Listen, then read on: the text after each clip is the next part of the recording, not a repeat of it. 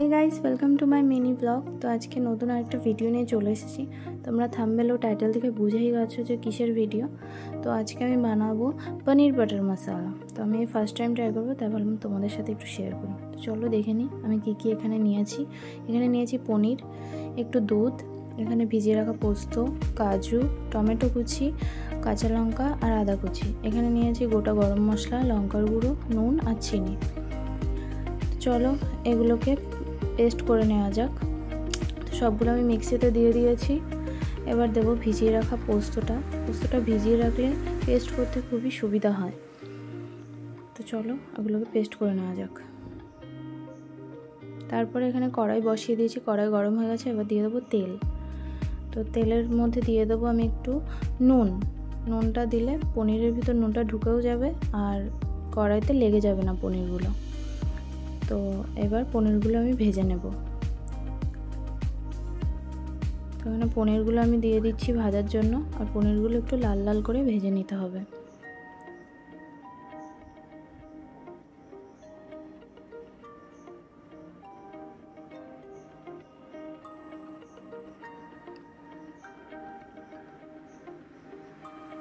तो देखो एखाने पनिरगुलो लाल लाल करे भाजा हয়ে গেছে। तो এবার এগুলোকে তুলে নেব। তুলে নিয়ে দেব উষ্ণ গরম জলে। উষ্ণ গরম জলে ভিজিয়ে রাখবো এগুলো, তাহলে একটু নরম থাকবে।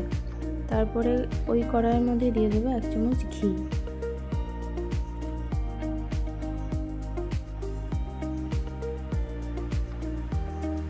ঘি দেওয়ার পরে দিয়ে দেব এখানে গোটা গরম মশলা। গোটা গরম মশলা দেওয়ার পরে একটু নাড়িয়ে চাড়িয়ে দিয়ে দেবো ওই পেস্টটা।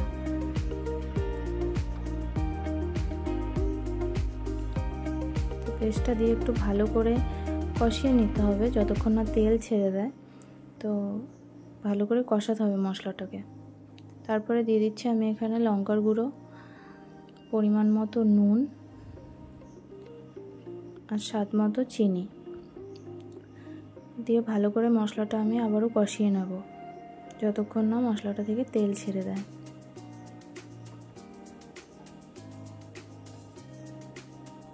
দেখো মশলাটা থেকে তেল ছেড়ে দিয়েছে। তোমাদেরকে একবার দেখাই যে ভিজিয়ে রাখা পনিরগুলো কতটা সফট হয়ে গেছে। দেখতেই পাচ্ছ অনেকটা সফট হয়ে গেছে। তারপরে এখানে মশলা থেকে তেল ছেড়ে দিয়েছে। এবার আমি দিয়ে দেবো পেস্ট করা মশলাটার জল। জলটা দিয়ে দিলাম। জলটা দিয়ে আবারও ভালো করে একটুখানি কষিয়ে নিতে হবে।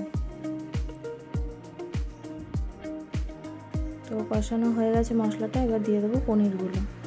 পনিরগুলো দিয়ে আবারও ভালো করে একটুখানি কষিয়ে নিতে হবে।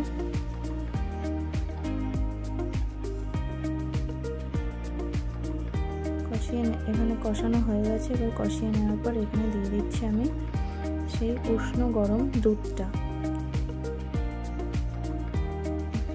দুধটা দেওয়া হয়ে গেছে। এবার কিছুক্ষণ ফুটিয়ে নেব।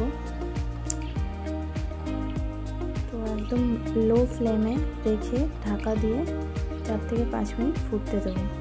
দেখো এখানে 4 থেকে 5 মিনিট ফোটার পরে তারপরে এখানে আরেকবার নাড়িয়ে চাড়িয়ে নিয়ে তারপরে আমি এর মধ্যে দিয়ে দেব গরম মশলা। গরম মশলা দেওয়ার পরে একটু নাড়িয়ে নেব। নাড়িয়ে দিয়ে আবার 1 থেকে 1.5 মিনিটের জন্য ঢাকা দিয়ে রেখে দেব। তো 1 থেকে 1.5 মিনিট পরে পুরো জলটা টেনে আসবে। তারপরে গ্যাসটা অফ করে দিয়ে 4 থেকে 5 মিনিটের জন্য ঢেকে রাখবো। ঢেকে রাখার পরেই তারপরে প্লেটে নামিয়ে গরম গরম সার্ভ করুন।